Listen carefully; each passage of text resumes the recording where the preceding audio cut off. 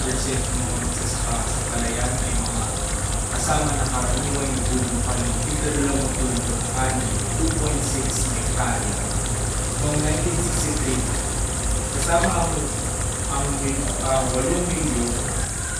8 million sa 27 million, 27 million Pilipino.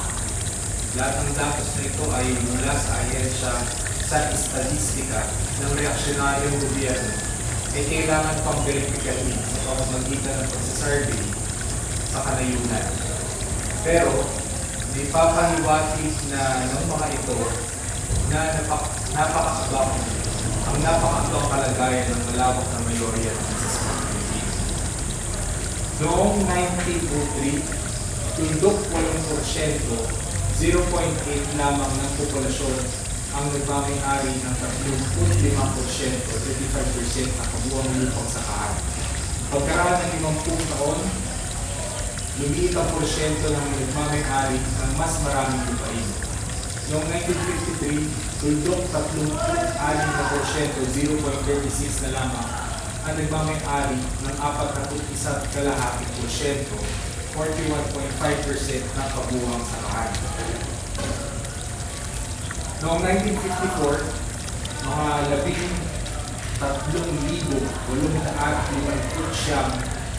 13,859 na Panginoong may lupa madalas nahuli sa listahan ng kanilang mga pangalan ang nagmamay-ari ng 50 hanggang 1,000 hektaryang lupang pang-agrikultura. 11,770 Panginoong may lupa ang nagmamay-ari ng 50 hanggang 200 hektarya. 1,450 1,455 ang nagmamay-ari ng 201 hanggang 500 hektarya. 423 ang nagmamay-ari ng 501 hanggang 1,000 hektarya at 220 mapagsamantalang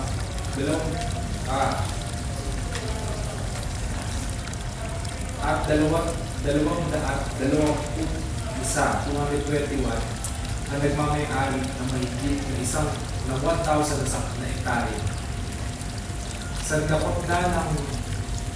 Sandakot na mga mapagsamantalang ito ay nagmamay-ari ng 2,400,000 hektarya sa kabuuang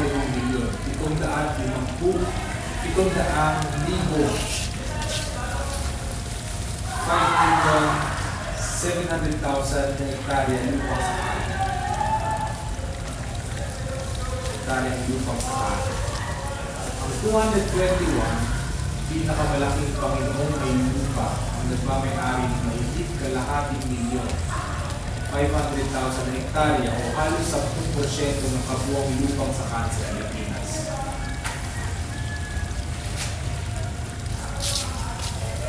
Noong 1968, sa listahan ng mga assessor ng probinsya, mga 10,753 Panginoong may lupa ang madalas din nangulitan sa listahan ng kanilang mga pangalan. Nagmamay-ari ng 50 hanggang mahigit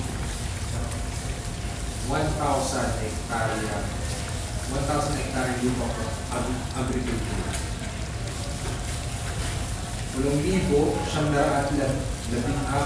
8,914 ang mga Panginoong may lupang nagmamay-ari ng 50 hanggang 199 hektarya.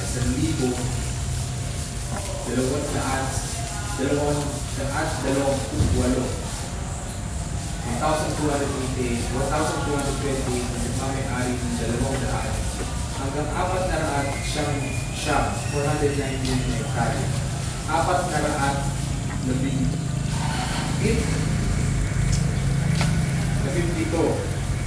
452 na nagmamay-ari ng 500 hanggang 1,000 hektarya at 204 nagmamay-ari ng mahigit hektarya. Ang kabuang propriedad nila ay malamang umabot sa 3 milyon hektarya o mababa ng kaunti sa 50% ng kabuang lupang ang pang-agrikultura sa Pilipinas ngayon.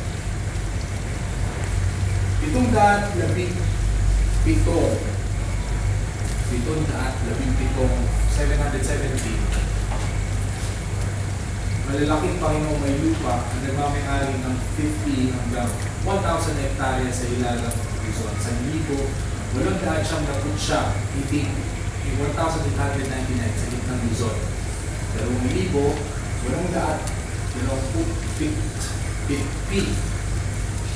2,827 sa Timog Luzon.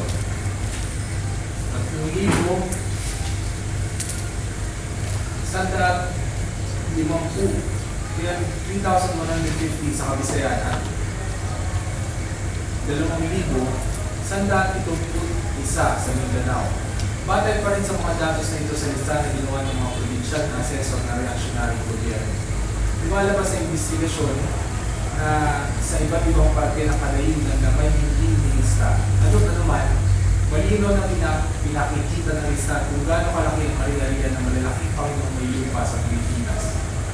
Narito ang 25 na probinsya ang pinakamaraming malalaking Panginoong may lupa ayon sa pagkakasunod-sunod.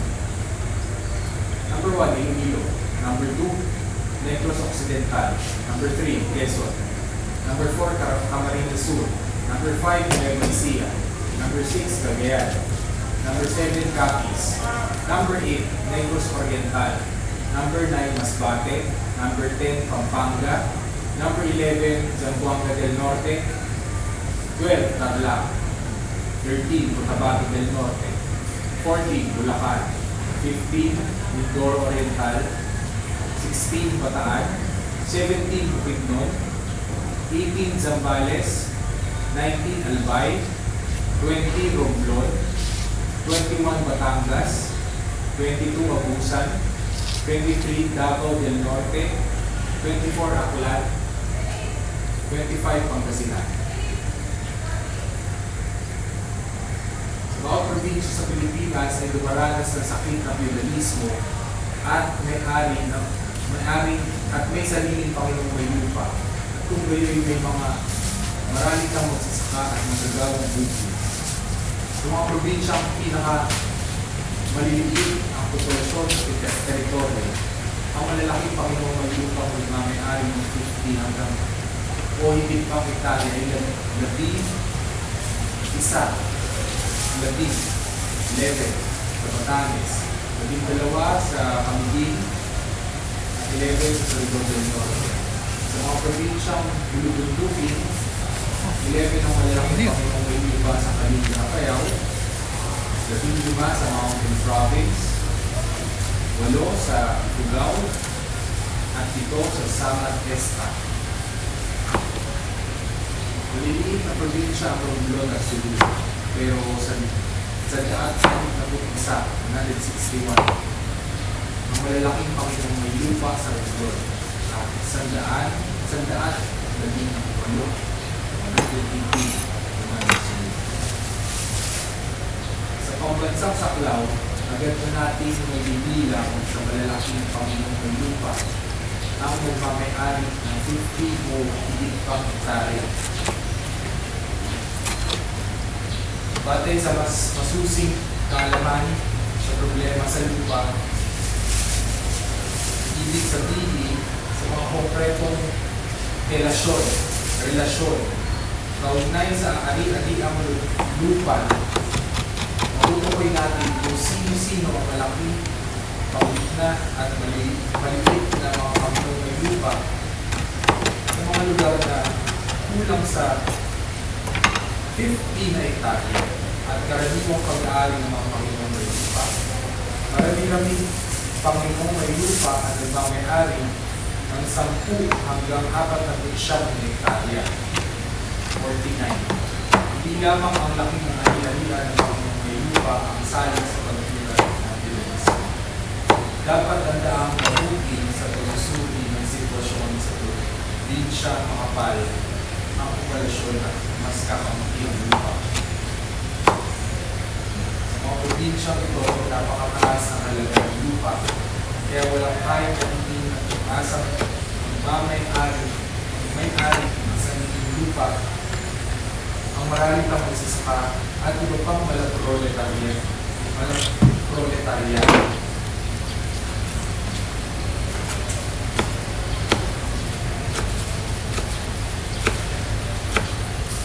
France.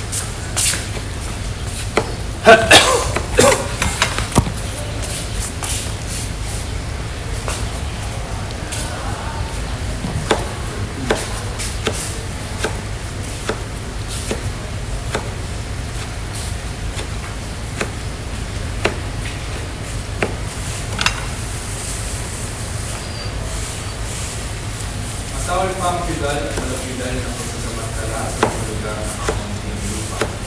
Tulad ng Ilocos Norte, Ilocos Sur, Quezon, mga probinsyang Luzon, Cebu at Samar Este, ay sa ilang lugar, halimbawa sa isang lugar na may nakamit ng demokratikong pagpilat ng kanalang isang magsasaka.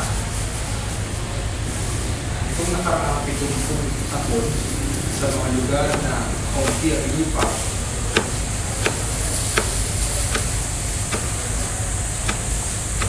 karaniwang nanggagaling ang mga manggagawa para sa mga asyenda sa ibang lugar at shelter sa frontera. Nanggagaling sa Ilocos ang maraming manggagawa dito sa mga asyenda sa ibang lugar at sa Laguna. Nagagaling naman sa mga probinsya ng Palay, Samar, Leyte, Leyte, ang maraming nagagawang bukid sa asyenda ng Negros at Mindanao. Maraming Bisaya at Ilocano na kulang sa lupa ang nag-homestead ay nakikisama sa Mindanao. D. Mga fundamental na forma ng pagsasamantala sa kanayunan. Kabilang sa mga fundamental na forma ng pagsasamantala ng lupa sa kanayunan ay yung kanayunan ngayon. Ang pagsigil ng mataas ng lupa sa lupa mula sa mga karalitang nagsasaka at wala may-ari ng saka at pagpapataw ng masyadong makapagpasawa sa mga magagawang lupa. Ang fundamental na forma ito ng pagsasamantala ay pinagagrabe ng kusura, regulasyon ng presyo at aalila ng pagpataw ng pagpapataw.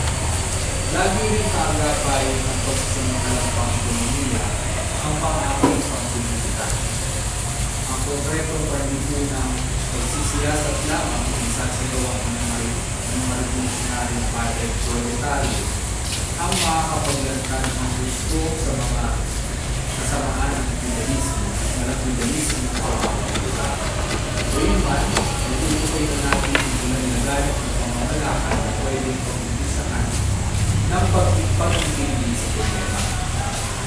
Number 1, lupa sa lupa, usura, at iba pang kasama sa mga pagbigal. Ang lupa sa lupa na ibinibigay sa Panginoong may lupa ay umaabot pa rin sa 8 pu, 7 pu, 6 pu, 5 pu, 70-60%. Pero karaniwang sinasabi ng walang masyadong alam na partihang 50-50, 50-50 ay naglagat ng sistema sa paglupa ng lupa, sa lupa yan. Karamihan ng lugar, o karamihan sa maraming lugar, ang 60% lupa, ang lantaran pa rin ang binibigay ng Panginoon ng lupa na nagsasamantala sa pobre ng mga marami ng magsasaka at kawalan ng anumang iba pang oportunidad sa kabuhayan.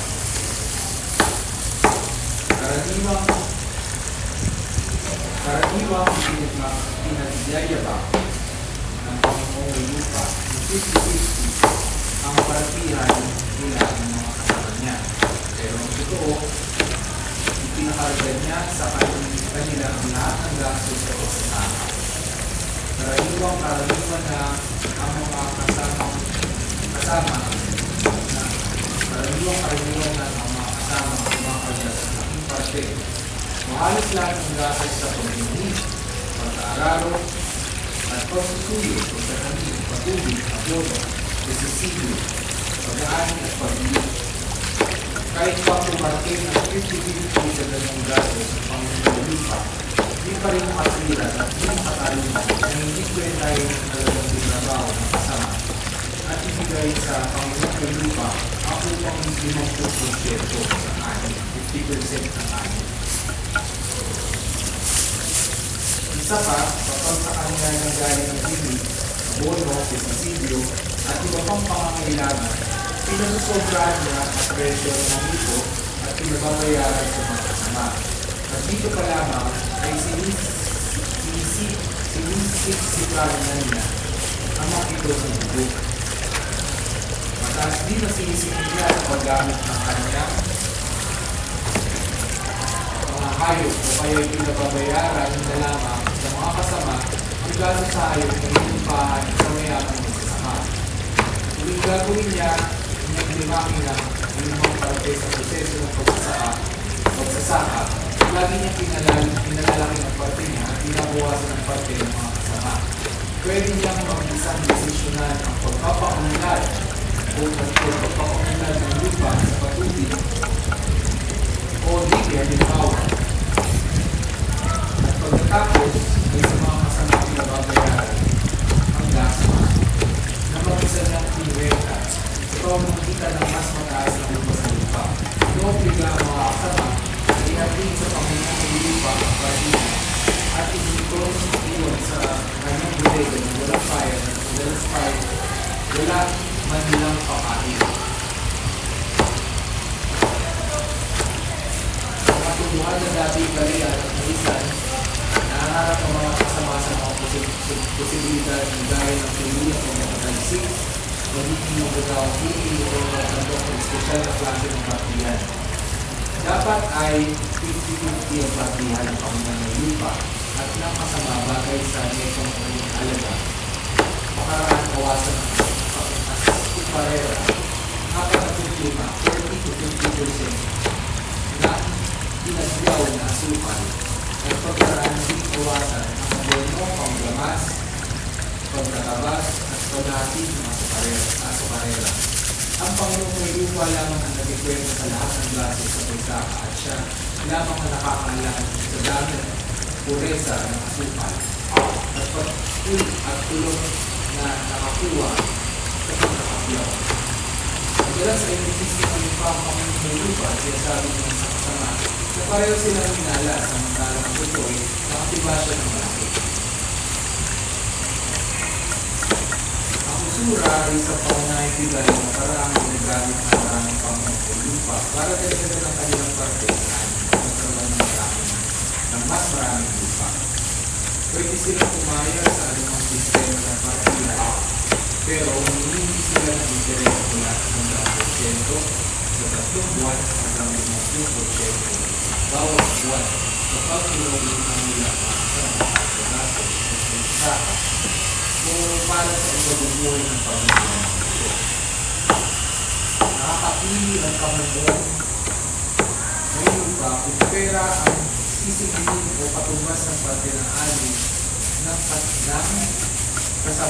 Depende kung alin ang magbibigay ng mas malaking ganansya sa panahon ng bayaran ng utang. Ang mga negosante at ilang mayamang magsasaka kasama ng Panginoon ng lupa at ang iusigura din sa marami ng magsasaka matagal pa bago ang susunod na anak. Sa pangunahing, ang usura ay resulta ng katotohanan hindi nakapagkasya ng mga marami ng magsasaka ang kanilang parte sa anin at wala silang mailalo ang collateral hindi ang parte nila sa susunod na anak. May mga batas na pinagtibay ang reaksyonaryong gobyerno tungkol sa pamamahala ng ano na sumasaklang lamang sa mga kasama sa palayan ng tubuhan. Meron din tungkol sa pagpapautang, pero ang mga ito ay hindi pinakikinabangan ng feeling nagsasaka.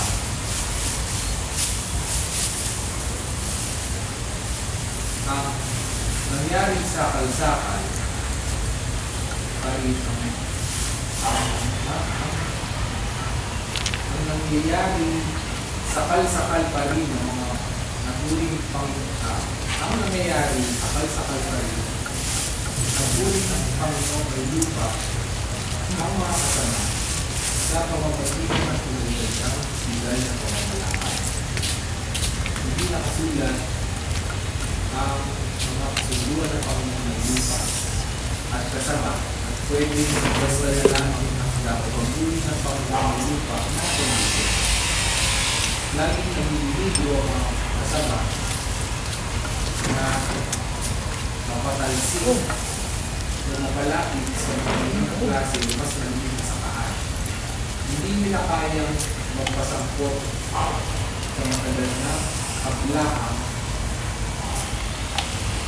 Siguradong hindi nila ipapanalo sa loob at labas ng oso. Laging handa ang mga bertugo, Panginoon ng lupa. At ang mga reaksyonaryo, tropan at pulis, natanggalin sila sa pagiging kasama sa paraang pinakul.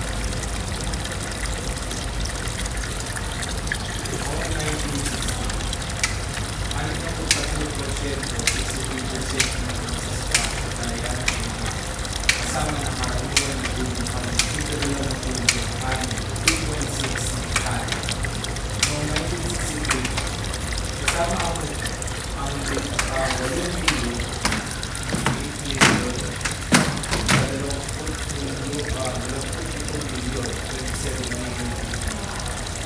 Lahat ng datos nito ay mula sa Amerika sa statistika ng reaksyonaryo gobyerno. Kailangan pang verificahin